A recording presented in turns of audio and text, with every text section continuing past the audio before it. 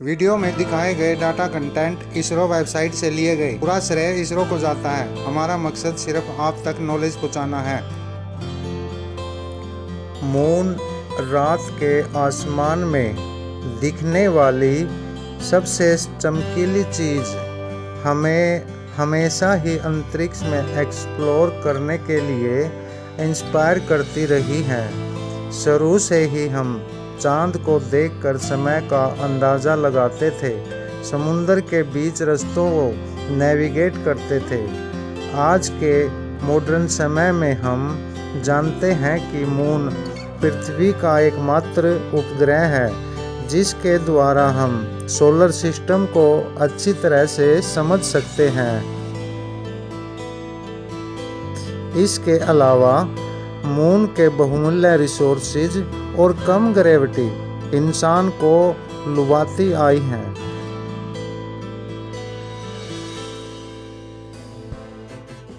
भारत ने भी चांद को पूरी तरह से जानने के लिए चंद्रयान प्रोग्राम के तहत 2 स्पेसक्राफ्ट ऑर्बिटर के साथ मून पर भेजे। चंद्रयान 1 ने भारत की चंद्रमा तक पहुंच जाने की योग्यता को दिखा दिया है। इसके साथ भारत दिसंबर 2008 में चांद की सतह को स्पर्श करने वाला चौथा देश बन गया। इसके अलावा 2009 में चंद्रयान 1 की चांद पर पानी की खोज ने दुनिया को चौंका दिया। अगला चंद्रयान 2 मिशन ऑर्बिटर के साथ एक लैंडर विक्रम और एक रोवर प्रज्ञान के साथ चंद्रमा पर गया। पिछले 4 सालों से ऑर्बिटर चांद की सतह को ऑब्जर्व कर रहा है और अच्छी प्रकार से अपना काम कर रहा है। अब 3900 केजी वजनी चंद्रयान 3 यान मून पर भेजा जा रहा है। आगे के लिए चांद की सतह पर नज़र रखने और रोवर की मदद से उसका अध्ययन करने के लिए यह यान चांद की सतह पर लैंड करेगा। भारत का सबसे भरोसेमंद यान LVM-3 रॉकेट द्वारा लॉन्च किया जाएगा। चंद्रयान 3 यान लैंडर और रोवर को अपने साथ ले जाएगा, जिसको propulsion मॉड्यूल के द्वारा चांद की ऑर्बिट में छोड़ दिया जाएगा। कुछ देर के बाद लैंडर मॉड्यूल से अलग हो जाएगा और मून के साउथ पोल पर सॉफ्ट लैंडिंग की कोशिश करेगा। यह इलाका खास तौर पर इसलिए भी महत्वपूर्ण है क्योंकि यहाँ पर अनेक अंधियारे गड्ढे हैं जिनके अंदर मून वाटर पाए जाने की पूरी संभावना है।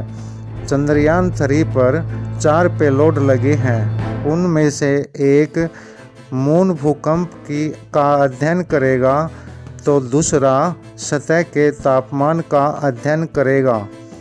तीसरा मून सरफेस पर प्लाज्मा डेंसिटी का पता लगाएगा। चौथा इंस्ट्रूमेंट वैज्ञानिकों को पृथ्वी से चांद की सही दूरी के बारे में बताएगा। रोवर पर लगे 2 इंस्ट्रूमेंट चांद की सतह की कंपोजिशन का पता लगाने में हमारी मदद करेंगे।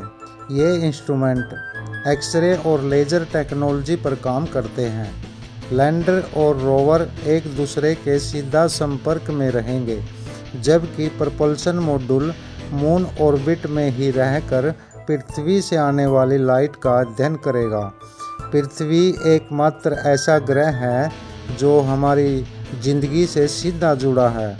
दूर ग्रह के नेचर को समझने में भी यह निरीक्षण हमारी मदद करेगा और सौर मंडल के बारे में बताएगा। चंद्रयान 3 की महत्वपूर्ण टेस्टिंग और लॉन्च की तैयारी तेज हो गई है। इसरो के हजारों वैज्ञानिक दिन रात मेहनत कर रहे हैं। लॉन्च से लेकर डाटा कलेक्ट करने वाली टीम अपनी अपनी तैयारी में लगी है। आओ मिलकर परमात्मा से प्रार्थना करें कि ईश्वर इसरो के वैज्ञानिकों को कामयाबी दे। अभी जब मैं आपसे बात कर रहा हूँ, भारत में चंद्रयान 3 की लॉन्चिंग के लिए रिवर्स काउंटिंग की गूंज सुनाई दे रही है।